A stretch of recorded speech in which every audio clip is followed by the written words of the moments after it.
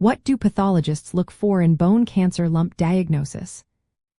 When doctors suspect a lump or swelling might be bone cancer, they rely heavily on the expertise of pathologists to make a definitive diagnosis. Pathologists examine tissue samples taken from the lump through a biopsy, which can be done with a needle, an incision, or by removing the entire tumor. Their goal is to identify whether the tissue is cancerous and to understand what type of bone cancer it might be. One of the first things they look at is the cellular appearance under a microscope. They examine the shape, size, and organization of the cells. Cancerous bone tumors often contain abnormal cells that are irregular in shape and size. These cells tend to divide more rapidly than normal cells, which can be seen as increased cell proliferation.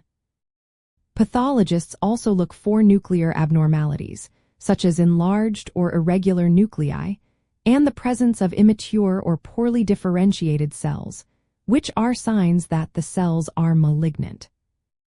Identifying the specific type of bone cancer is crucial. For example, osteosarcoma cells produce abnormal bone matrix, which can be seen as irregular, disorganized bone tissue.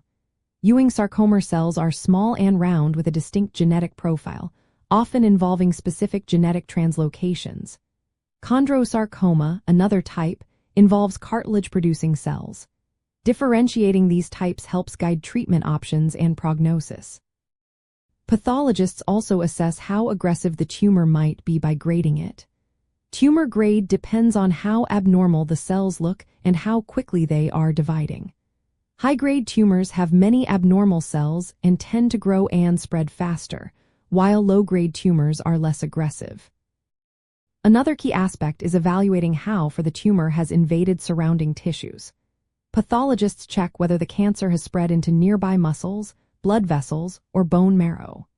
Evidence of invasion into blood vessels, called vascular invasion, or the presence of tumor cells within blood vessels, known as tumor thrombus, suggests a more advanced stage of disease. This information is vital for staging the cancer and planning treatment. The quality of the tissue sample is also important. The biopsy must be adequate and representative of the tumor to avoid misdiagnosis. Sometimes, special tests are used to help confirm the diagnosis. Immunohistochemical staining involves applying specific antibodies that attach to proteins found in certain types of bone cancer cells. Molecular testing can detect genetic changes unique to particular cancers, providing additional confirmation and sometimes guiding targeted therapies.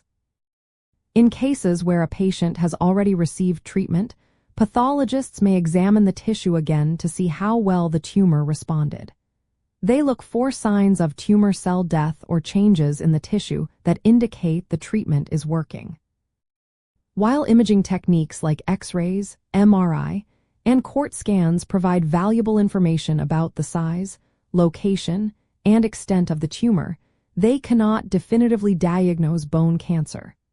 Only microscopic examination of tissue samples by pathologists can confirm malignancy and specify the tumor type. In summary, pathologists look for features such as malignant cell characteristics, tumor type, grade, invasion into surrounding tissues, and specific molecular markers. This detailed analysis is essential for accurate diagnosis and effective treatment planning. Remember, swelling and lumps alone cannot confirm bone cancer.